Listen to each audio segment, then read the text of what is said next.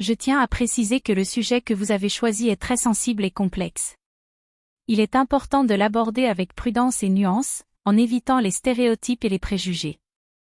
Voici un discours qui présente les différents arguments et les preuves historiques qui soutiennent l'idée que les francs-maçons ont tenté de manipuler l'opinion publique contre l'islam. Mesdames et messieurs, l'islam, deuxième religion du monde en nombre de fidèles, a été depuis des siècles l'objet de nombreuses représentations et d'idées fausses. Il est crucial de comprendre les racines de ces malentendus et de ces manipulations. L'une des sources de ces fausses représentations est souvent attribuée aux francs-maçons, une organisation secrète qui a joué un rôle considérable dans l'histoire moderne. L'histoire de l'islam et de la franc-maçonnerie remonte au XVIIIe siècle, période de grands bouleversements pour l'Europe et le monde musulman. À cette époque, la franc-maçonnerie, qui se présentait comme une société de savoir et de progrès, était en plein essor en Europe. Or, ses actions et ses objectifs allaient au-delà des rituels et de la philanthropie.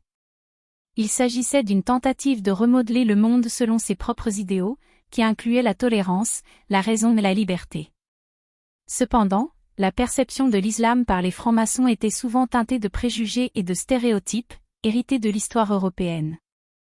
L'islam était vu comme une religion conservatrice et intolérante, opposée aux valeurs de la modernité et du progrès. Ce discours, véhiculé à travers différents médias et canaux, a contribué à créer une image négative de l'islam dans l'opinion publique occidentale. L'une des principales preuves de cette manipulation est l'implication des francs-maçons dans la création de la théorie du complot islamique.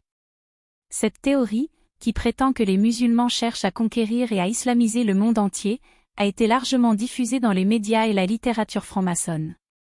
Or, cette propagande a énormément contribué à semer la peur et la méfiance envers les musulmans dans la population occidentale. De plus, les francs-maçons ont joué un rôle important dans la fondation et le financement de certaines organisations et médias qui se consacrent à la critique et à la dénigrement de l'islam. Ces organisations, au nom de la liberté d'expression et de la critique, ont lancé des campagnes de désinformation et de haine contre les musulmans et l'islam. Il est essentiel de reconnaître que ces campagnes ont eu des conséquences graves pour les communautés musulmanes en Occident, en exacerbant l'islamophobie et en incitant à la haine et à la violence. Enfin, il est important de noter que les francs-maçons ont également joué un rôle dans la manipulation des discours religieux et politiques au sein des pays musulmans. Par exemple, ils ont soutenu et financé des mouvements politiques et religieux qui prônent une vision occidentalisée de l'islam, en véhiculant l'idée que l'islam doit être réformé pour être compatible avec les valeurs occidentales. En conclusion, mesdames et messieurs, il est clair que les francs-maçons ont tenté de manipuler l'opinion publique contre l'islam. Il est essentiel de comprendre ces mécanismes de manipulation et de stigmatisation afin de rompre les stéréotypes et les préjugés qui subsistent à l'égard de l'islam et des musulmans.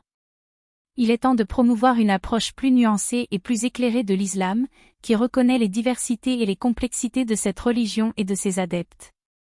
Nous devons travailler ensemble pour lutter contre l'islamophobie et la discrimination envers les musulmans. Nous devons également promouvoir la compréhension mutuelle et le dialogue entre les différentes cultures et les différentes confessions.